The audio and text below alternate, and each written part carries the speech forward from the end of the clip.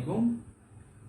নীলফামারী সরকারি কলেজ কর্তৃক আয়োজিত অনলাইন ক্লাসে উচ্চ মাধ্যমিক পদার্থবিজ্ঞান নীলফামারী সরকারি কলেজে অধ্যয়নরত ছাত্রছাত্রীদের জানাই স্বাগতম। আমি তোমাদের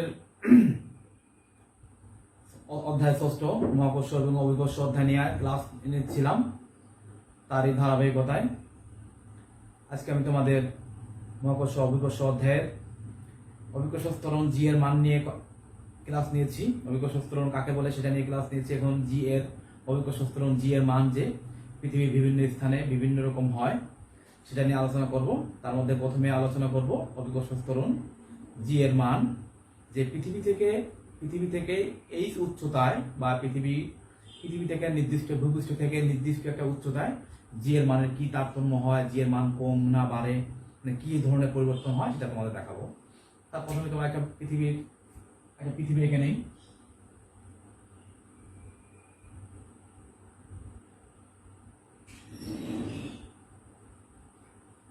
ধরলাম এটা একটা পৃথিবী,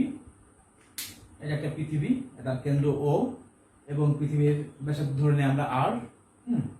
তো এটা হলো পৃথিবীর পৃষ্ঠ, ধরলাম এই উচ্চতায় এখানে আমাদের এই একটা বিন্দু, একটা বস্তু ধরলাম পৃথিবীর পৃষ্ঠ থেকে এই উচ্চতায় একটা বিন্দু এ।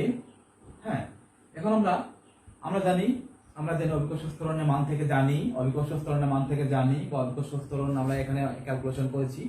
ক্যালকুলেশন থেকে আমরা জানি যে পৃথিবীর পৃষ্ঠে অভিকর্ষ ত্বরণের মান জি এর মান আমরা এটা ধরছি।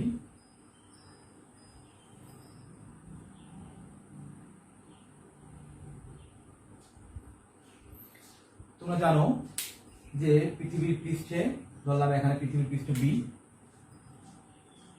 ধরো পৃথিবীর পৃষ্ঠ বি তে ধরলাম আমরা জানি অভিকর্ষ ত্বরণ জি এর মান G M by R square.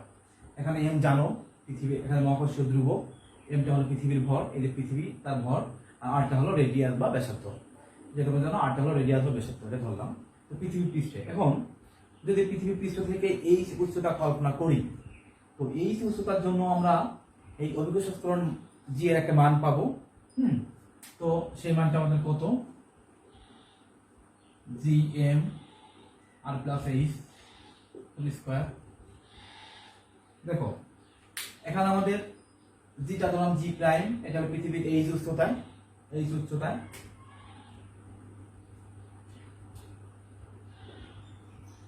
ধরলাম এটা হলো পৃথিবীর পৃষ্ঠে, এটা পৃথিবীর পৃষ্ঠে জি এর মান, ধরলাম আমরা এত।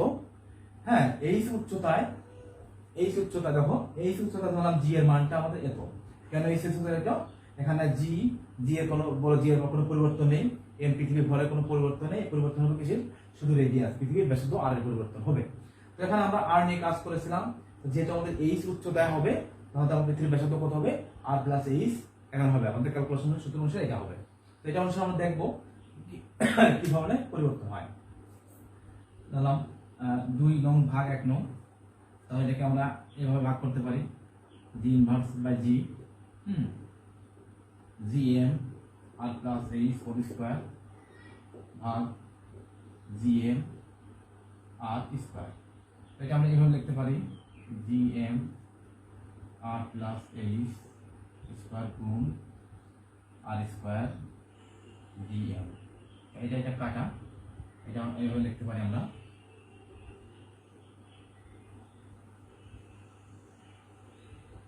লিখতে পারি জি প্রাইম জি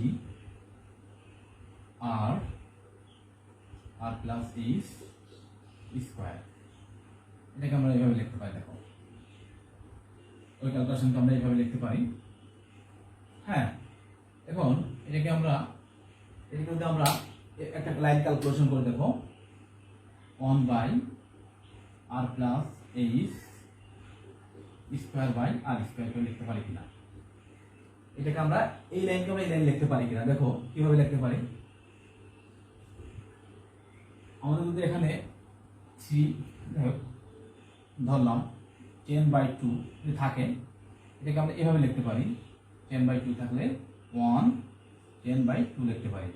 কিভাবে হয়? এটার মান কিন্তু 5, এটার মান 1 ভাগ 10/2 বা 1 গুণ, হ্যাঁ 1/10 যেটা উল্টাই 2/10, তাহলে এটাকে আমরা 2/10 তাহলে 10/2 সমান 5 লিখে দেব। তাহলে আমরা এই ইকুয়েশনকে এইভাবে লিখতে পারি। আমরা দেখো যে এই ইকুয়েশনকে আমরা এইভাবে লিখতে পারি। কিভাবে আমরা দেখালাম, এখানে 10/2 সমান 5 হয়, 1 দিতে হলে 2টা উপরে যাবে, 10টা নিচে চলে যাবে। নিচে চলে আমাদের একে কিন্তু 5ই আসে, কিন্তু ক্যালকুলেশনের মান কত আসে? ক্যালকুলেশনের মান কিন্তু 5ই আসে। দেখো ক্যালকুলেশনের মান 5 আসে। তাহলে আমরা বলতে পারি এই ইকুয়েশন একই ইকুয়েশন। যদি একই ইকুয়েশন হয় এটাকে আমরা এভাবে লিখতে পারি 1 by r plus H square. এটাকে আমরা এভাবে লিখতে পারি। যে কিভাবে লিখতে পারি, এই r প্লাস এইচ এবং r স্কয়ার আমরা এভাবে লিখতে পারি। এখন এটাকে আমরা এভাবে লিখতে পারি 1 প্লাস এইচ বাই r, এটাকে এভাবে লিখতে পারি। তো এটাকে আমরা দেখো 1 প্লাস এইচ বাই r এভাবে লিখতে পারি। এই ইকুয়েশনটা আমরা এভাবে লিখতে পারি কিনা? নিচে ছিল উপরে চলে গেলাম, এখানে 2 ছিল, নিচে ছিল উপরে চলে গেলাম। তো আমরা এটাকে -2 দিয়ে ইনভার্স দ্বারা লিখতে পারি। এখন দেখো এটাকে আমি লিখতে পারি 1 minus 2h by r plus something. তো উপরের অংশগুলোকে আমরা বাদ দিয়ে আমরা এই অংশটুকু লিখলাম। এটা হলো তোমাদের ইন্টারমিডিয়েট উচ্চতর ম্যাথমেটিক্সে তোমরা 1 প্লাস এইচ এই ইকুয়েশনটা তোমরা জানো যে 1 plus x minus 2 1 minus 2x plus 3x extra এভাবে তোমরা লিখতে পারো। তো আমরা উপরের অংশকে বাদ দিয়ে শুধু এই নিচের একটা দুটো বাক্য আমরা লিখতে পারি, এটা তোমরা জানো। তো সেখান থেকে এটা লিখেছি। এখন দেখো এটাকে আমরা যেভাবে লিখেছি, এখন আমরা এখানে লিখতে পারি g বাই g, হ্যাঁ, বা এটাকে ভেঙে লিখতে পারি g 2h g বাই এই কোশ্চেন থেকে দেখা যাচ্ছে এই g ইনভার্সের মান, g প্রাইমের মান, এটা কিন্তু আমাদের এই উচ্চতা। এর মানে g প্রাইমের মানটা g থেকে কি হচ্ছে? কমে যাচ্ছে। g প্রাইমের মানটা g থেকে কমে যাচ্ছে। এর মানে যত উচ্চতা উঠে যায় ঠিক তত g এর মানটা কমতে থাকে। এটা আমরা বলতে পারি যত উচ্চতা উঠে যায় g এর মানটা ঠিক তত কমতে থাকে। এভাবে তার মানে বুঝলাম যে ভূপৃষ্ঠ থেকে উচ্চতর কোন স্থানে g এর মান কি হয়? g এর মান কমতে থাকে। আমরা তোমাদের দেখিয়েছি ভূপৃষ্ঠ থেকে যত নিচে যাওয়া যায় g এর মান ঠিক ততই কমতে থাকে। তোমরা দেখালাম যে g এর মানের তারতম্য।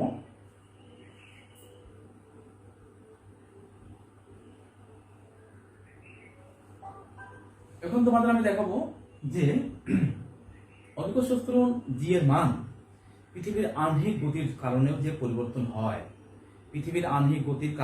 অভিকর্ষ ত্বরণ g এর মান পরিবর্তন হয়, সেটাই তোমাদের এখন দেখাবো। যে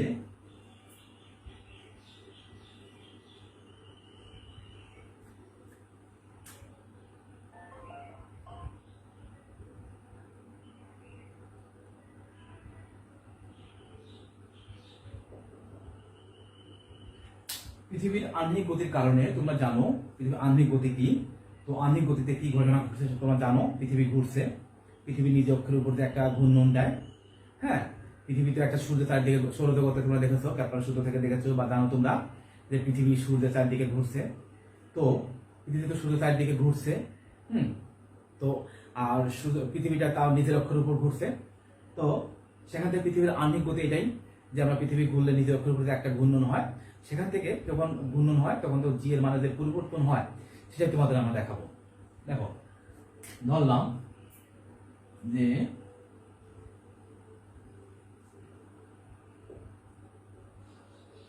একটা পৃথিবী, এটা একটা পৃথিবী, এটা তার কেন্দ্র, এটা তার কেন্দ্র, এখান থেকে এই ব্যাসার্ধ তোমরা জানো আর এখান থেকে এই ব্যাসার্ধ তোমরা জানো আর পৃথিবীর। তো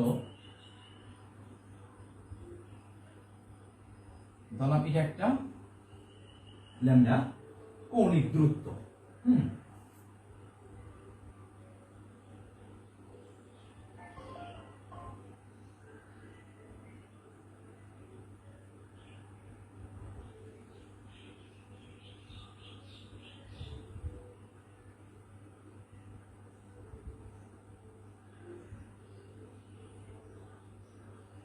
ধরলাম একটা বস্তু, ধরলাম যে একটা বস্তু এই পজিশনে আসে, তখন তার দূরত্ব আর।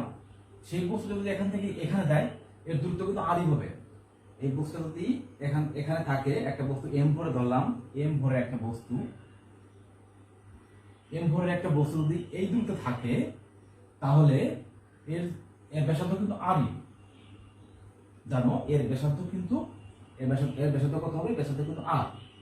এখন আর যখন বস্তুটা এখানে থাকে, এখানে আসে একটা বস্তু পৃথিবীর এই দূরত্বে আসে, তখন রৈখিক দূরত্ব, রৈখিক যে অক্ষাংশ আমাদের এখানে আমাদের 15 কত লেখা করেছে।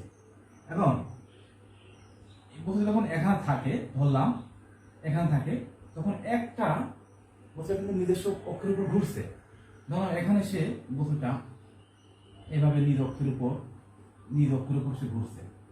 তখন বস্তুটা যখন নিজ অক্ষের উপর ঘুরছে, তখন কিন্তু এখানে বস্তুর একটা দূরত্ব আর, এখানে একটা দূরত্ব মানে একটা রেডিয়াস, বস্তুটা যে কৌণিক দূরত্ব ভাবে ঘুরছে তার একটা রেডিয়াস ধরলাম আর। তো যেহেতু বস্তুটা একটা বৃত্তাকার পথে ঘুরছে, যেহেতু বস্তুটা একটা এইখান থেকে বস্তু বৃত্তাকার পথে ঘুরছে, তখন এই বরাবর আমরা জানি কেন্দ্র বহির্মুখী বরাবর একটা আমরা বল পাবো, তাহলে এফসি। না বস্তু পি বিন্দুতে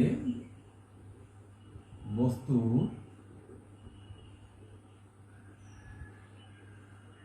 কেন্দ্র বি মুখী বল এফসি সমান এম বি স্কয়ার বাই আর। তোমরা জানো, ধরলাম এই পি বিন্দুতে বস্তুর কেন্দ্র বিমুখী বল হলো এফসি সমান এম বি স্কয়ার বাই। এটা তোমরা জানো যে এটা এই বরাবর কাজ করবে। এখন যেহেতু কোণ এখানে ল্যামডা, এখানে কোণ কত হবে? ল্যামডা। তাহলে এই যে পিএস বরাবর এই বলের দুইটা অপাংশ থাকবে। এই বলে এই যে কেন্দ্র বিমুখী বলের দুইটা অপাংশ থাকবে, একটা পিএস বরাবর একটা অপাংশ থাকবে। তো এই পিএস বরাবর অপাংশটা কত? এই পিএস বরাবর অপাংশ হবে আমাদের এফসি কস ল্যামডা। হ্যাঁ, তো একটা বলের দুইটা অপাংশ থাকে তোমরা জানো, তাহলে এই পিএস বরাবর আমাদের অপাংশ থাকবে কত? এফসি কস ল্যামডা। বুঝতে পারতেছো? পিএস বরাবর এফসি কস ল্যামডা থাকবে। আচ্ছা, এখন এই বরাবর কিন্তু আমাদের একটা বল কাজ করবে, এই বরাবর আমাদের একটা বল কাজ করে এমজি। আমরা জানি যে একটা বস্তু যেখানে থাক তার কেন্দ্র বরাবর যে একটা অভিকর্ষ বল কাজ করে সেটা এমজি। তোমরা জানো একটা বস্তু যেখানে থাক তার কেন্দ্র বরাবর একটা বল কাজ করে এমজি। এখন একটা বস্তু যখন এই বস্তুটা এখানে ল্যামডা কৌণিক বেগে থাকছে, তখন এই বস্তুটা এখানে ঘূর্ণনের ফলে যে আমরা এই বরাবর একটা বল পেয়েছি, কেন্দ্র বিমুখী বল পেয়েছি।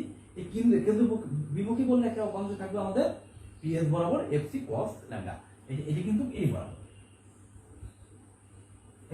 তাহলে দেখো এই বরাবর যে বলটা পাবো আমরা রেজাল্টেন্ট যে বলটা পাবো এমজি, তার থেকে কিন্তু এটা বাদ দিতে হবে, তাহলে আমরা কার্যকরী বলটা পাবো। মানে তাহলে আমরা এই কেন্দ্র বরাবর যে বলটা পাবো, আমরা কেন্দ্র বরাবর মানে এই বরাবর পিও বরাবর যে বলটা পাবো সে এমজি, সেই এমজি থেকে যদি আমরা এই কেন্দ্র বিমুখী বলটা বাদ দিই, এই কেন্দ্র বিমুখী বলটা বাদ দিলেই আমরা কি পাবো? কেন্দ্র বিমুখী বলটা বাদ দিলে আমরা কার্যকরী যে বস্তু আছে সেই বস্তুর কার্যকরী আমরা অভিকর্ষ একটা বল পাবো, সেটা কেন্দ্র থেকে। ঠিক আছে? এখন দেখো আমরা বলতে পারি যে কার্যকরী বল কত হবে আমাদের?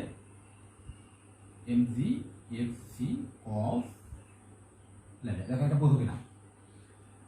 এই মেইন বিষয় যে আমাদের কার্যকরী এই পি বিন্দুতে মানে পিও বরাবর কার্যকরী আমাদের বলটা হলো এমজি মাইনাস এফসি। মানে এমজি তো আমাদের অভিকর্ষ বল, এমজি হলো আমাদের অভিকর্ষ বল, যেহেতু কাজ করে, যেহেতু একটা কেন্দ্র বিমুখী বল একটা বল কাজ করতেছে এখানে, এই বলটাতে এখান থেকে বাধা, এই বলটা বাধা বল, এই বলটা আমাদের বাধা মানে এই বলটাকে বাধা দিচ্ছে।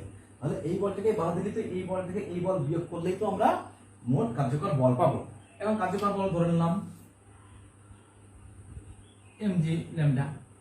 হ্যাঁ, এম তো ভর, বস্তুর ভর ফিক্সড, এম কোনো চেঞ্জ হবে না, বস্তুর ভর এম ফিক্সড, কোনো চেঞ্জ হবে না। আর জি ল্যামডাকে ধরে নিলাম হলো এটা এই বরাবর যে অভিকর্ষ ত্বরণটা আসছে সেই অভিকর্ষ জি ল্যামডা।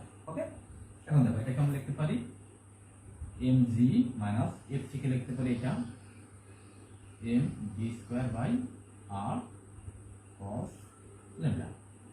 তো এখানে এম এখানে এম এখানে এম কেটে দিলাম, তাহলে জি ল্যামডা সমান সমান g minus v square by R cos lambda. এটা আমরা পেলাম।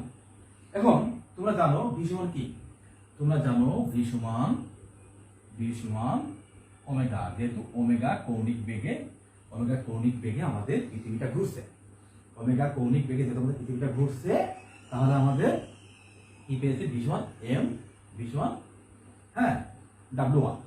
ওকে, W1 তাহলে আমরা লিখতে পারি এখানে G W R square by R cos lambda. তাহলে আমরা লিখতে পারি G minus omega square R cos lambda. এটা আমরা লিখতে পারি। দেখো লিখতে পারি কিনা? জি ল্যামডা জি সমান ওমেগা স্কোয়ার আর কস। এখন দেখো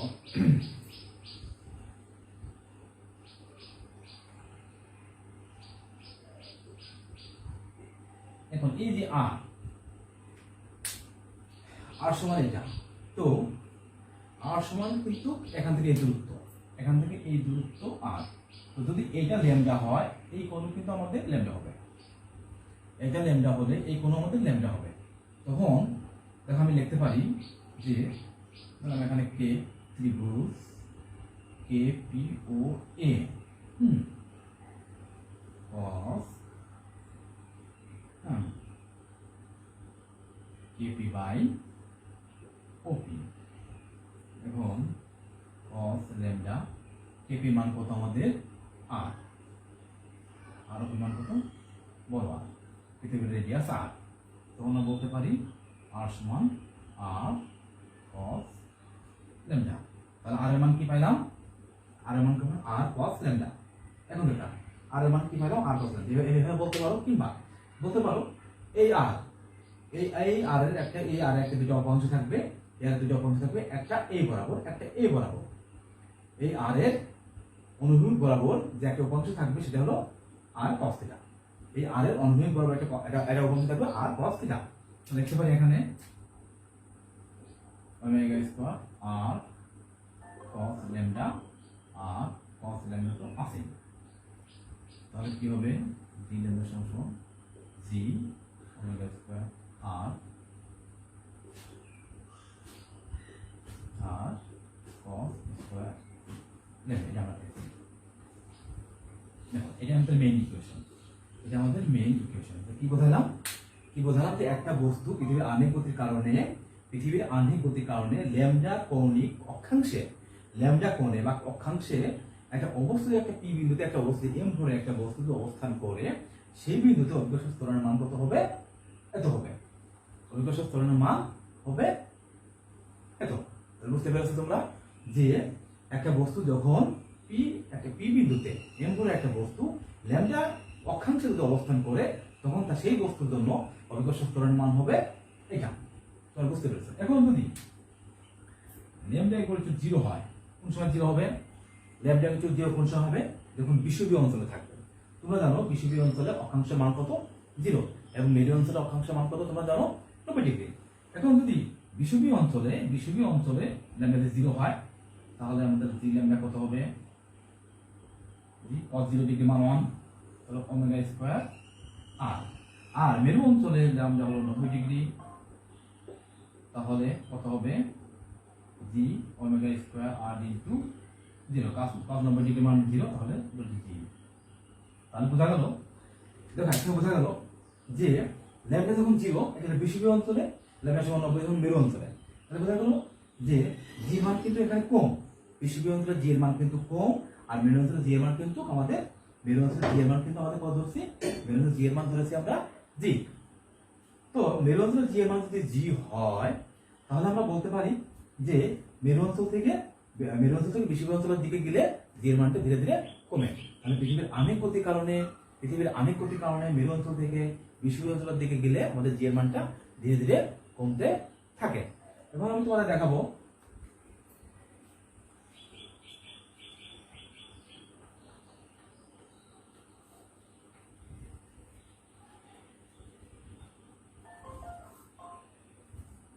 এখন আমি তোমাদের দেখাবো যে সূত্র দেখাবো এখানে মহাকর্ষীয় ক্ষেত্র, মহাকর্ষীয় ক্ষেত্র।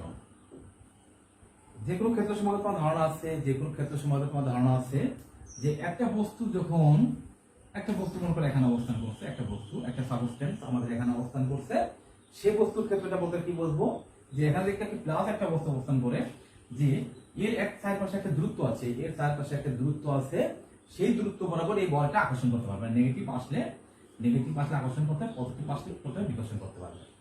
নেগেটিভ আসলে আকর্ষণ করতে পারবে, পজিটিভ আসলে বিকর্ষণ করতে পারবে, যে কোনো বস্তু ক্ষেত্রে। আর মহাকর্ষীয় ক্ষেত্রে মানে বলবো একটা বস্তুর চারিদিকে যে অঞ্চলব্যাপী এর ক্ষমতা, এর আকর্ষণ বল বজায় থাকে বা সেটা আকর্ষণ করতে পারে, সেই অঞ্চলকে বলবো আমরা মহাকর্ষীয় ক্ষেত্র। বুঝতে পেরেছ? মহাকর্ষীয় ক্ষেত্র প্রাবল্য, মহাকর্ষীয় ক্ষেত্র প্রাবল্য বা মহাকর্ষীয় ক্ষেত্র বল আমরা ই দ্বারা প্রকাশ করেছি এবং লিখেছি আমরা F/m। মানে কি? m ভর মানে একক ভরের বস্তুকে মহাকর্ষীয় ক্ষেত্রের মধ্যে আনলে সেটি যে বল অনুভব করে, মানে একক ভরে একটা বস্তুকে মহাকর্ষীয় ক্ষেত্রের মধ্যে আনলে, মনে করো এই একটা বস্তু, এর মহাকর্ষীয় ক্ষেত্র ধরলাম এটা, এই একক ভরে একটা বস্তুকে আমরা একক ভর m = 1 কেজি, 1 কেজিকে আমরা যখন এই জায়গায় আনবো, 1 কেজিকে যখন আনবো, তখন এই বস্তুটা যে পরিমাণ বল অনুভব করে, তাহলে আমরা 1 কেজি মানে একটা বস্তুকে যখন আমরা মহাকর্ষীয় ক্ষেত্রের মধ্যে আনবো, তখন সেই বস্তুটা যে পরিমাণ বল অনুভব করে, সেই বলকে আমরা বলবো মহাকর্ষীয় ক্ষেত্র প্রাবল্য। এখন তোমাদের দেখাবো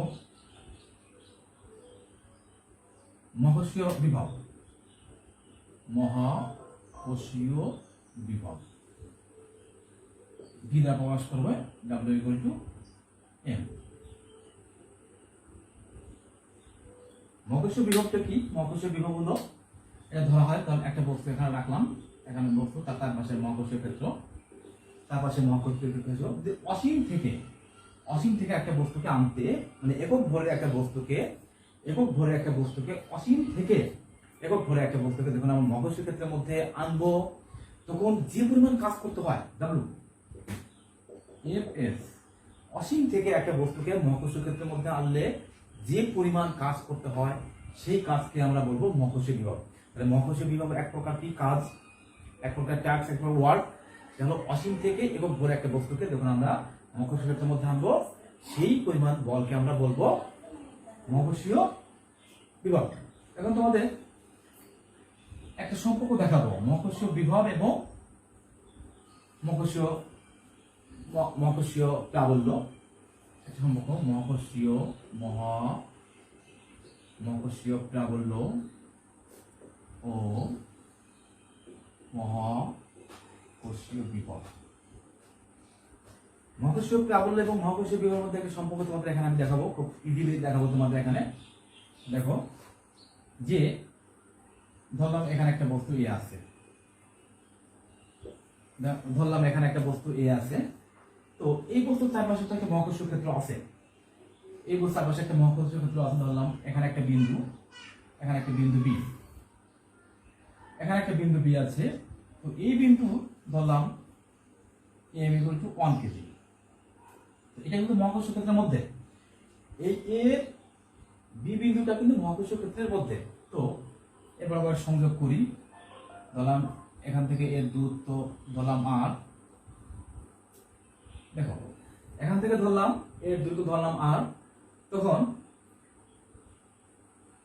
আমরা একটা মহাকর্ষীয় বল, তখন আমরা এই বরাবর একটা মহাকর্ষীয় বল পাবো, সেই মহাকর্ষীয় বলটা আমাদের ধরলাম E সমান কত Gm/r²। এই ধরনের মহাকর্ষীয় সূত্র, নিউটনের মহাকর্ষীয় সূত্র থেকে জানো যে কোনো দুইটা বস্তুর মধ্যবর্তী মহাকর্ষীয় বলটা এটা, যেহেতু এখানে m এর মান 1 কেজি,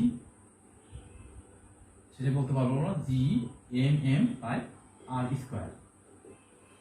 তাহলে আমরা বলবো যে এখানে একটা বিন্দু বস্তু রাখার ফলে এই বিন্দুর প্রভাবে যে মহাকর্ষীয় বলটা পেয়েছি তার মানটা হলো এত, হ্যাঁ, এবং মহাকর্ষীয় বলটা পেয়েছি এত। এখন দেখো, এখন যদি এখান থেকে এই বস্তুটাকে ডি আর দূরত্বে এখান থেকে এই সি বিন্দুতে আনতে চাই, যদি এই বস্তুটাকে ডি আর দূরত্বে সি বিন্দুতে আনতে চাই, তাহলে আমাদের কি পরিমাণ কাজ করতে হবে?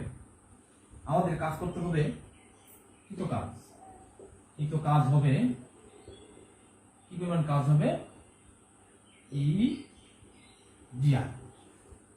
দেখো আমরা কাজের সূত্র থেকে জানি এই বস্তুটাকে এখান থেকে দূরত্বে আনতে, মানে ওর ডি আর দূরত্বে আনতে আমাদের কৃত কাজ হবে। তো এখন আমরা মহাকর্ষীয় বিভবের সূত্র থেকে জানি এই কৃত কাজই আমাদের মহাকর্ষীয় বিভব। তাহলে আমরা একটু বলবো ডিভি সমান সমান ই ডি আর, ই ডি আর।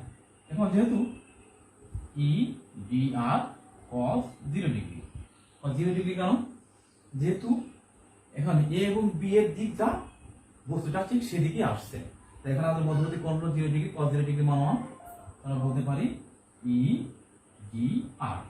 তাহলে ভি আমরা কি বলতে পারি? ভি বলতে পারি আমরা ই ডি আর। তাহলে আমাদের এই একটি সম্পর্ক, তাহলে ই সমান কত আমাদের ডিভি বাই ডি আর। যেহেতু অসীমে আমাদের মহাকর্ষীয় বিভবের মান সর্বস্থায়ী এবং তার মান 0, তাহলে ধীরে ধীরে আসলে মহাকর্ষীয় বিভবের মান কম হবে, তাহলে আমরা বলতে পারি একটা ঋণাত্মক মান মাইনাস বলতে পারি। তাহলে এটাই হলো আমাদের মহাকর্ষীয় প্লাবন এবং মহাকর্ষীয় বিভবের মধ্যে সম্পর্ক। তাহলে তোমরা বুঝলে এটা হলো মহাকর্ষীয় বিভবের মধ্যে সম্পর্ক। ঠিক আছে, আচ্ছা তোমাদের এই পর্যন্তই। তোমরা সবাই ভালো থাকবে। আসসালামু আলাইকুম।